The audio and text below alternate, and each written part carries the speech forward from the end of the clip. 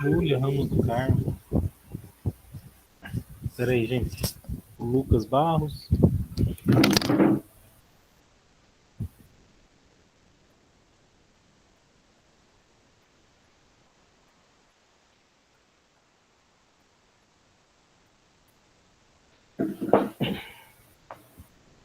Não.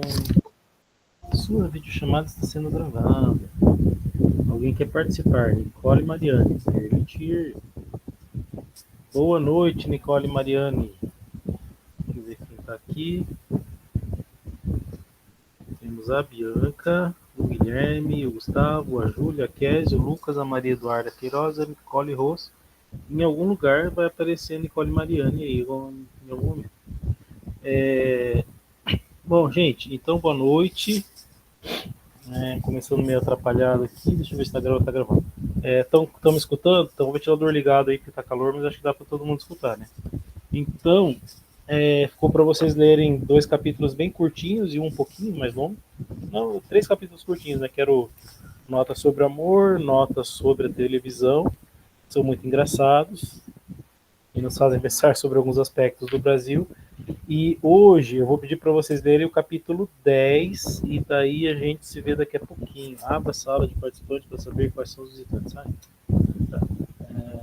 Nicole Mariani, Vitor Breno participando.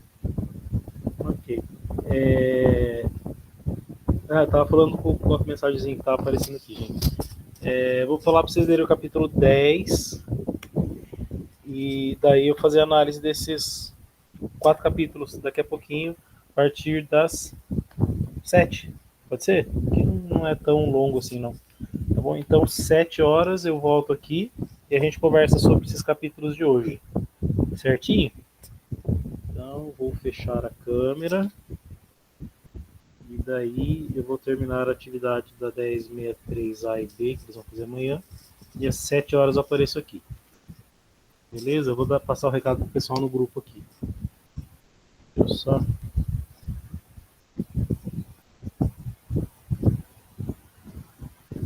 Pessoal, a sala já está aberta lá. Boa noite para todo mundo. Hora que der 7 em ponto, vou fazer a conversa com vocês sobre os capítulos lidos, tá? Então, quem for chegando, leiam o capítulo 10, tá bom? Abraço, até mais. Olha, Maduqueirosa usou uma foto do Logan. Vou até dar um print para mostrar no Fernando.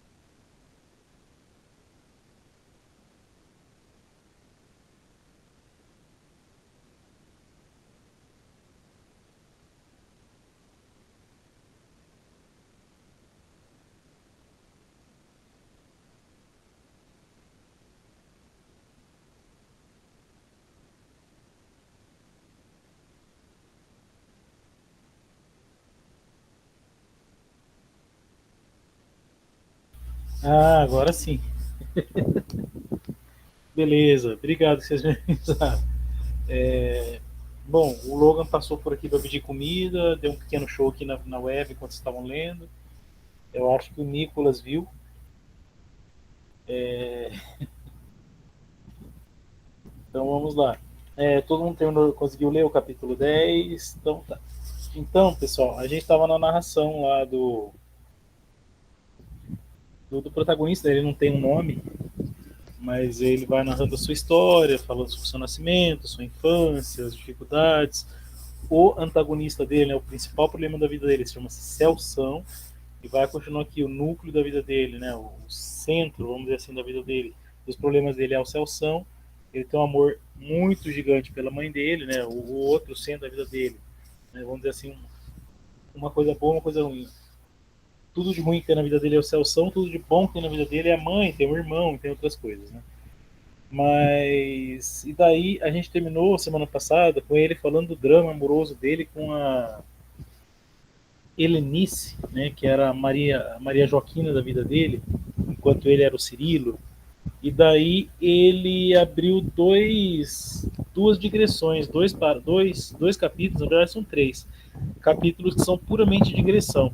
Então, como eu falei para vocês, digressão é quando o narrador para de narrar a história, narrar fatos e começa a comentar, vai comentando, comentando, comentando. E esse aqui é aquele narrador que a gente chama de narrador que convida o leitor para, né, igual o Machado de Assis e outros autores faziam, convida o leitor para participar da história, ele fica conversando com o leitor, provocando o leitor. Né? Então, nota sobre o amor. Ao leitor que me chamará exagerado, dramático, por causa do amor dele lá com a menininha, né, com a sua Maria Joaquina. Pobre leitor, digo eu, pois jamais padeceu da paixão infantil. Paixão infantil é mais limpa e fresca, pois não move os ímpetos da carne, não a move os ímpetos da carne, que na criança são morosos e inocentes, antes é movida de imaginação positiva, de altas idealizações humanas, é um amor de cupido, que adoece a sua vítima sem cumulá-la de taras e vícios sexuais. Concordo que sejam raros os casos em que a paixão infantil depois se combina com amor adulto e culmina em sacramento, né? Seria o casamento. No entanto, só quem apaixonou-se de pequeno sentiu, de modo líquido e certo, como deveria ser o amor dos grandes. Então ele faz um pequeno comentáriozinho ali, sabe? Meio que comenta o que ele está escrevendo. Né? Isso é um pouco de. Tem toda a receita aí da literatura, vamos dizer assim, machadiana, literatura ali do século XVIII, XIX. E a conversa com o leitor, a digressão, a metalinguagem, tá tudo ali, né? O autor comentando, o narrador comentando a própria obra, tudo ali. E daí ele vai falar sobre a televisão, né? Porque como ele falou do Carrossel, da Maria Joaquina e do Cirilo, ele começa a falar da televisão. E isso aí, essa nota dele sobre a televisão é uma reflexão sobre o próprio Brasil, né? O Brasil que não dá certo.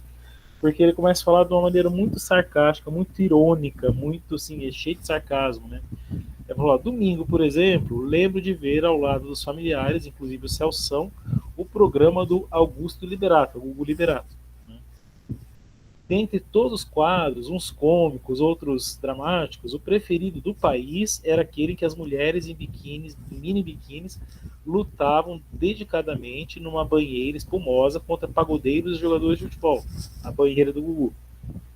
O objetivo declarado, ver quem pegava no fundo das águas o maior número de sabonetes. O método, apalpe beliscões, dedadas, mordidas. Nesses momentos, aí, como eu bem observava, o Celção desfazia a máscara de malvado e deixava revelar os esgares de lascivo. Então, até o Celção ficava, parece que, mais relaxado, mais tranquilo ali. Para mim, vale dizer, a naturalidade com que assistimos era pedagógica. Evidente que na época não pensava nesses termos, ou em quaisquer termos, né? Mas, em retrospectiva, parecia se tratar daquelas cerimônias civilizatórias que comunicam às novas gerações os velhos costumes da tribo. Né? Mas aqui é só coisa ruim. Foi assim que assimilei. Se alguém reprovava, no máximo reclamações sobre monotonia. Daí mudávamos para o Fausto Silva com seu balé de bonitonas de maiô, fio dental, um musical com artistas de maior pompa e videotapes de pessoas caindo e se esborrachando, para o deleite do balofo, da plateia, dos telespectadores. Isso no dia do Senhor. Então ele vai falando assim, que Ele vai mostrando um retrato de Brasil. No sábado à tarde, dia mais liberal, havia o Gilberto Barros, banda de axé, El Chan, Compadre Washington, Beto Jamaica, funk, do Bonde Tudo de Grão, a Lacraia, né? E daí ele vai falar que os homens esforçavam-se por transmitir toda a ginecologia das bailarinas, né? Ele fala explicitamente a ginecologia das bailarinas, sempre com short cavado, por ângulos completamente inéditos na cinematografia mundial. Ele está sendo sarcástico aqui o tempo inteiro. Também digna de nota era a arte dos diretores, o mosaico que compunha com cortes frenéticos, alternando as rabas torneadas, a arquibancada saltitante, o leão obeso dançando, fingindo cantar a canção desconhecida, o cenário piscando sob as luzes irisantes dos estroboscópios, tudo formava talvez a maior realização do nosso cinema. De novo, ele aqui sendo extremamente sarcástico, ácido, cáustico mesmo ali, né? Então essas eram as atrações do dia no final de semana. Ele vai falar que durante também tinha o Luciano Huck, com a feiticeira Tiazinha, né? Uma era uma loira turbinada com trajes diáfanos de odalisca, a outra uma morena sadomasoquista que instigava a imaginação do povo com seu açoite de sex shop. Então, assim, o que era que a televisão trazia para o público, né? Só ele vai falar, deixa eu ver, ele fala que também tinha o noticiário, a novela, o desenho, né, que ele assistia, e o Silvio Santos, que era o ricaço oferecendo dinheiro, a Hebe Camargo, Madame oferecendo fofoca. Mas existia também o reality show, né, que começou lá em 2001, 2000, que era o Big Brother, grande sucesso do século justamente porque oferecem, ao mesmo tempo, sexo, dinheiro e fofoca. Então ele fala, é meio que uma crítica ao Brasil ali que ele faz, né, mostrando que o que as grandes atrações que chamam o público, né, que movimenta o país é sexo, dinheiro e fofoca. Então ali é uma crítica bem ácida e sarcástica sobre a televisão brasileira, sobre os costumes brasileiros, né?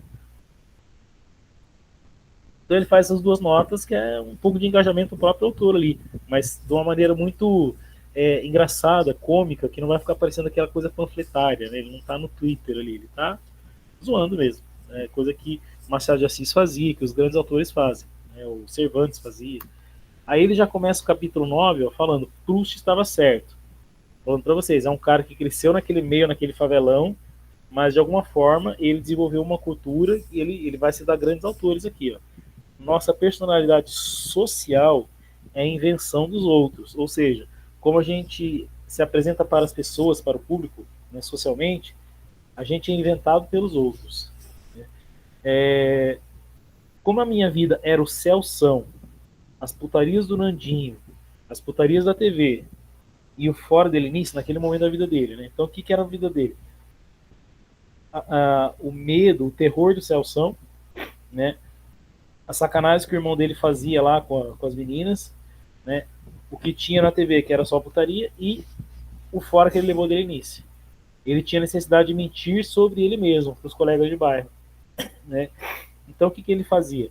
Ele dizia que era filho de um homem que pilotava ônibus, verdade, que trabalhava numa fábrica de brinquedos que dava todos os brinquedos da moda para ele. Então que ele tinha um PlayStation, que na época era uma novidade, né? O primeiro PlayStation, e ele falava com tanta convicção, e daí ele mentia, todo mundo queria jogar, ele falava, não posso, minha mãe não deixa, meu irmão vai estar lá, não sei, ele ficava inventando uma vida que ele não tinha, inclusive para convencer a si próprio que a vida dele não era tão ruim, né? Não era aquele lixo todo, né? Aquela angústia toda, aquela pobreza toda. E daí ele falava com tanta convicção, né? Ele tinha assim detalhes tão grandes dessa vida dele, que ele acabava chegando em casa e se decepcionando, né? Porque não tinha o PlayStation. Ele chegava a convencer a si próprio que ele tinha. E também mentia sobre vamos dizer, a carreira esportística dele, né? A carreira atlética dele. Dizia que ele já tinha passado numa peneira da Portuguesa, que estava com um contrato acertado com o Corinthians, que não sei o quê, que ia para a categoria de base não sei da onde, né? Como ele jogava bem lá, ele mentia. Por quê? Mas ele mentia para fazer uma projeção de vida, né, para ele próprio, com que ele não se sentisse tão mal consigo mesmo, né? naquela miséria que ele vivia, aquela miséria espiritual, né? Aquela miséria pessoal dele. Ele falou assim: o fato é que eu ostentava meus companheiros o futebol e videogame, mas em casa minha única verdade era o Celção. Olha lá, o centro da narrativa volta a ser o Celção, né? O antagonista dele, o terror da vida dele, aquele cara horrível, aquele cara mau, né?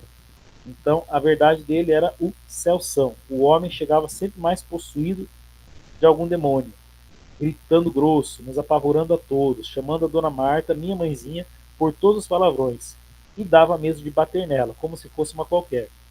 E daí que hora ele vai começar, no capítulo 10, que vocês viram agora, que é um pouco mais pesado, mas é muito bonito e é profundo, porque ele vai fazer toda uma analogia entre o sofrimento dele vendo o filme de Jesus de Nazaré, né, a paixão de Cristo, e o que a mãe dele padecia ali em Gaza. Tá? Então é um capítulo bem forte, bem, acho que vocês devem ter gostado. Então ele começa a escrever um fato, né? Quando ele primeiro ouviu os gritos de socorro da mãe, transpassou no peito uma dor aguda de morte. Gente, olha, o Fábio ele é muito bom com as palavras, a maneira como ele lida com as palavras, né? Ó. Quando primeiro ouvi os gritos de socorro da minha mãe, transpassou no peito uma dor aguda de morte. Então, assim, é muito forte isso. Essa questão da violência doméstica e do Celção batendo na mãe dele, ele sem fazer saber o que fazer. E daí ele vai começar a comentar, ele vai fazer uma digressão dentro da narração, né?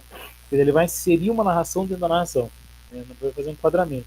Ele fala que por aquele tempo, era Páscoa de 2002, ele estava ali com seus 12 anos, e estava passando Jesus de Nazaré, no canal 7, que eu acho que era Record. Né? Eu até sei qual é. É um que é o Jesus é um ator com o dente meio separadinho, assim, o dente da frente meio separadinho. E daí ele vai mostrando, né? E ele não tinha uma catequese muito boa. A mãe ensinava uma coisa ou outra para ele na igreja, mas ele não tinha muita noção do que era, aos 12 anos, do que era Jesus, qual era a história dele, etc. Então ele acompanhava lá pelo filme e ele foi assistindo, né? Impressionado. Nossa, aquele homem bondoso, né? Ele até fala assim, com a sandália de camurça. Claro que a sandália não era de camurça, mas o ator estava usando uma sandália de camurça, né, que curava os doentes, consolava as pessoas, fazia milagre. E daí ele todo impressionado assistindo aquilo lá. Né, e ele vai falando assim, poxa, mas ninguém era tão bom assim, né? Porque o Celção era o demônio. O Nandinho era bom, mas tinha suas safadezas. A mãe era boa, mas não fazia milagre. Então, assim, nossa, aquele ali. E daí veio a paixão. E daí a paixão ele começa a acompanhar com muito sofrimento. Ele começa a se colocar no lugar de Jesus ali e fala, mas como assim, né? Aquele povo que alguns dias atrás estava lá saudando ele no burrinho, chamando ele de rei e tudo mais, de repente mandando ele ser crucificado, com sede de sangue, ó, o homem passar o filme salvando, ensinando, o povo atrás dele, ele no burrinho, o povo com os ramos, chamando de rei, mestre, senhor.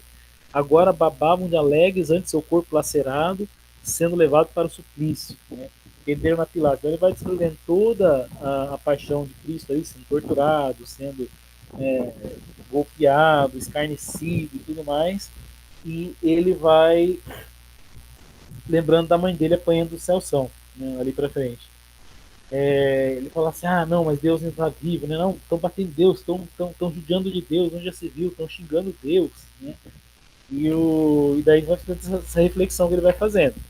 E daí ele fala, não, mas no imaginário dele, o imaginário dele estava formado com o quê? Com heróis de desenho e heróis de quadrinhos. Ele fala, não, então vai ter uma hora que ele vai levantar e vai fazer justiça, né? Ele vai se vingar. E não, ele se deixa apanhar, se deixa apanhar. Ele não entendia qual era a essência de Jesus, qual era o papel dele ali na narrativa, né, na história, na verdade. E daí ele vai falar assim, olha, quando viria a vingança, o homem Deus já estava fraco, o sangue se esgotava, botaram deitado na cruz, esticaram seus braços e pernas, o corpo de Deus, martelaram um prego nas mãos, tapei os olhos de aflito, depois a outra, pancadas sinistras, por fim os pés, pregaram no mesmo na cruz, e ia morrer inocente. O Celção nos fazia mal e ninguém o castigava. Por quê? Ele via aquela injustiça que Jesus estava sofrendo ali, no julgamento, no espancamento, na sua crucifixão, e ele ficava revoltado com aquilo. E era a mesma revolta que ele sentia no convívio com o Celção. Né? Ele falou assim, pô, o mal tá aqui, o mal tá acontecendo, o mal contra nós, o mal contra minha mãe, que não faz nada de mal para ninguém, e nada acontece, o Celso tá lá, ele não é castigado. Aí foi me comendo por dentro uma raiva que, enfim, sintetizou meus olhos umas poucas lágrimas contidas lágrimas, né? Mas ele ainda não chorou. Daí ele vai falar lá que era que ele chorou, que era quase um choro parecido com o de 98, quando a seleção perdeu a Copa da França, ele tinha 8 anos, etc. Mas enfim, vamos lá. Fiquei arrasado com a cena do homem dependurado na cruz, os bandidos ao lado, a Santa Mãe chorando a seus pés, os assassinos ao derredor, os curiosos ao largo, não tomando providência para tirar o homem dali. Então me irritei foi com Deus. Por que não desce? E aqui ele está traduzindo a revolta do homem contra Deus quando ele não compreende os planos de Deus. Né? Então ele não compreendeu que os planos de Deus era Jesus ser sacrificado, ser morto, para depois vir a Páscoa. Mas ele fala que ele não assistiu a Páscoa, ele só assistiu a Paixão. Né? Ele acabou dormindo.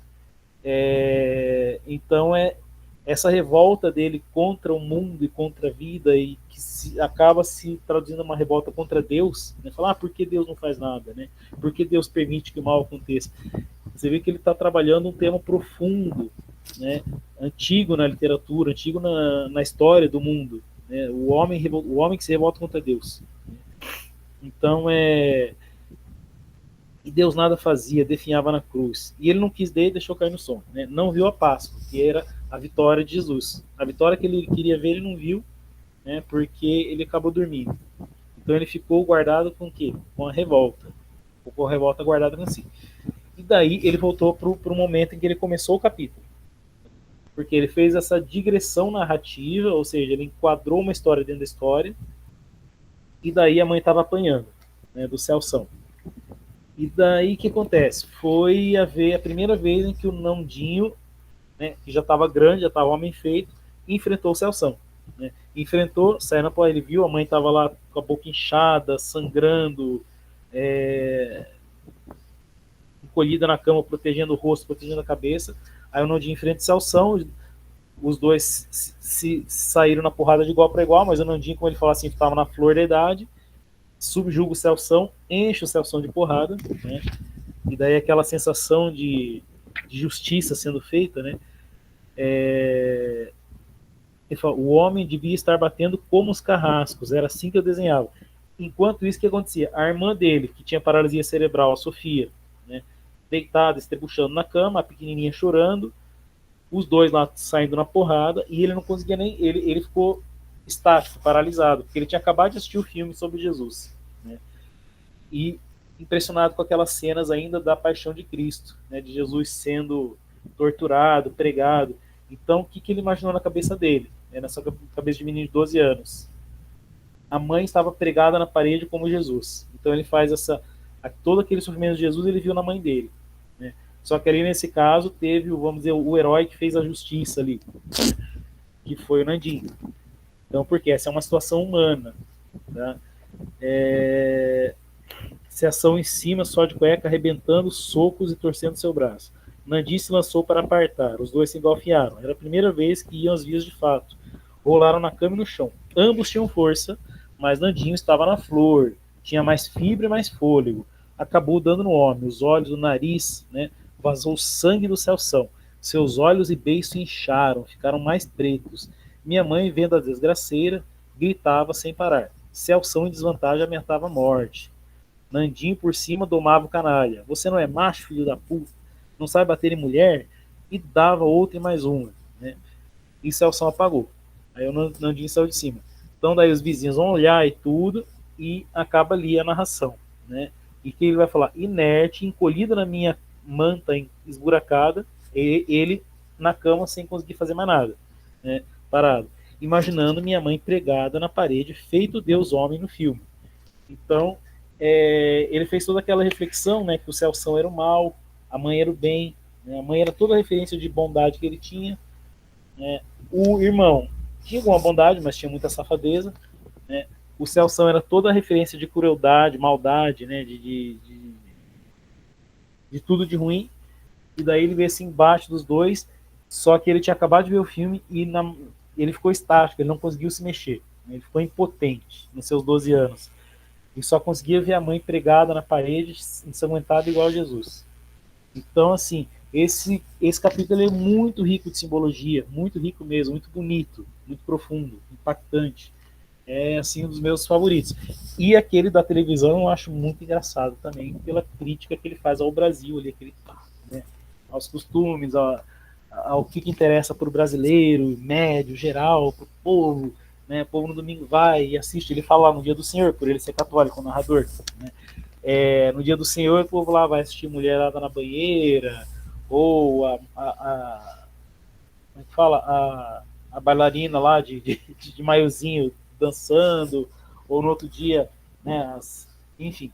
Ele vai falar, o pessoal quer saber de sexo, dinheiro e fofoca. Mas esse último capítulo é bem impactante. Vocês gostaram dessa leitura até aqui? Nós estamos já no livro, a gente leu 70 páginas de 200 e poucas. Queria saber um pouquinho as colocações, as opiniões de vocês, o que vocês acharam, se gostaram da análise, podem falar aí. Nicolas adorou. Vamos ver quem mais. Tem 18 pessoas agora. Tem a Bianca Madalena, a Bianca Santos, a Dara. Lucas achou muito bom, Estevam, Guilherme, Gustavo. João Gabriel deve estar todo suado. A Júlia, Késia, Letícia, Lucas, Marias, Eduardas, Nicolas, Nicoles e Vitor. Vamos ver aqui se tem mais colocações. Gostaram, pessoal? Estão entendendo? Estão acompanhando assim com... Ah, você não tinha lido 10, né? O 10 era para ler agora das 6h30, 7. Mas daí você lê, você vai gostar. Ele é forte, é um capítulo bem impactante. Tanto pela questão da violência, quanto a questão da simbologia toda, né, do quanto ele fica impressionado assistindo o filme ali, depois das relações que ele faz, e depois, é claro, a gente fica feliz vendo a justiça sendo feita. Né? O Celso apanhando, todo mundo fica feliz. Ah, sim. Eu não tanto ter um Celso. Mas a literatura é assim, ela não tem só personagens bons. Né? Imagina, vamos pegar um exemplo bem mais comum, vou lá, Harry Potter. Se não tivesse lá aquele cara do nariz, sem nariz lá, como é que é o nome? O Voldemort, ia falar, não tanto ter o Voldemort, aí não teria graça nenhuma. Né? É a mesma coisa, se não tivesse o Sauron lá no Senhor dos Anéis, que graça ia ter o Sauron, os orcs, né? Não ia ter graça. O Celso é tipo um orc, né? Ele é tipo um demônio baixo e cruel. Certo? Mas é uma representação da humanidade, né? Tá cheio de gente assim, gente má, gente corrompida, gente baixa, com Celso no mundo. Porque lembra que eu falei para vocês no primeiro encontro? A literatura, ela é uma projeção do que pode vir a ser, um reflexo do que já é, do que já existe, né, da realidade. Ela nunca vai ser algo que não pode ser real ou que não seja real. Mesmo as utopias, as distopias e ficção científica mais absurdas, todas elas podem ser real porque elas foram imaginadas. Então, o homem imagina aquilo que pode acontecer ou aquilo que já acontece. Né? E depois todo mundo sai feliz. É isso aí. Beleza? Gente, estão felizes? Estão gostando? Então tá bom. Bom, para a semana que vem, dia 9.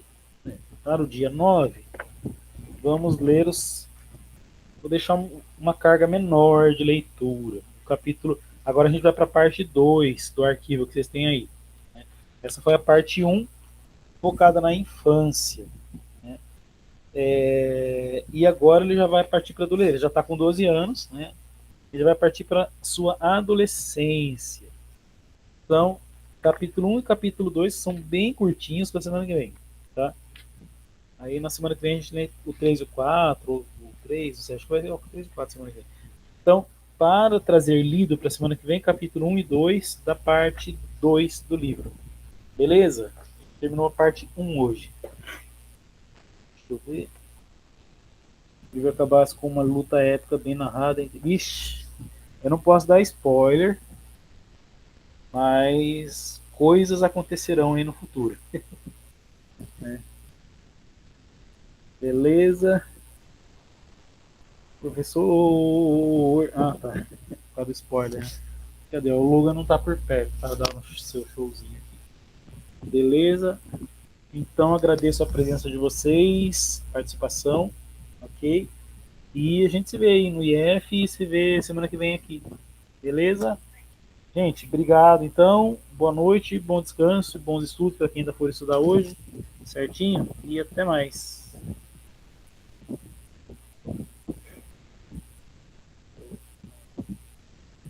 Gravação.